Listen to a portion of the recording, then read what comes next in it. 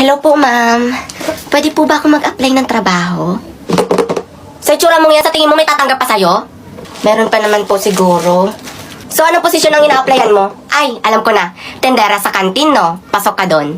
Ah, hindi po eh. Supervisor po. Actually, complete naman na po ako ng requirements. Nagpapatawa ka, dear? Ako nga nag-graduate ng college. Magna cum laude pa, ha? Manager lang ang binagsak ko dito sa kumpanyang to.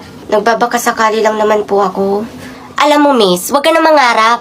Kahit 20 years ka pang magtrabaho dito, hindi mo maaabot yung supervisor. Baka nga pati itong position ko, hindi mo pa maabot eh. Excuse me, ma'am. Ano ba, Laika? May kausap ako, di ba? Eh, kanina pa daw po kasi, ma'am, nandito yung CEO. Ano? Ba't ngayon mo lang sa akin sinabi? Ano ba ito? Alam mo, ikaw, aanga-anga ka talaga kahit kailan. Pasensya na, miss, ha? Okay lang, miss. Sobrang important. Ano pang niyuyuko-yuko mo dyan? Ma'am, magbigay galang po kayo. Kanino? Sa CEO po, nasa harap niyo po. Alin? Ito? Yes, ako ang CEO ng kumpanyang ito. Kawawa naman ang kumpanya ng daddy ko dahil sa mga empleyadong katulad ninyo. Ay ma'am, nagkakamali po kayo. Shh! Maliwanag na sa akin ang lahat.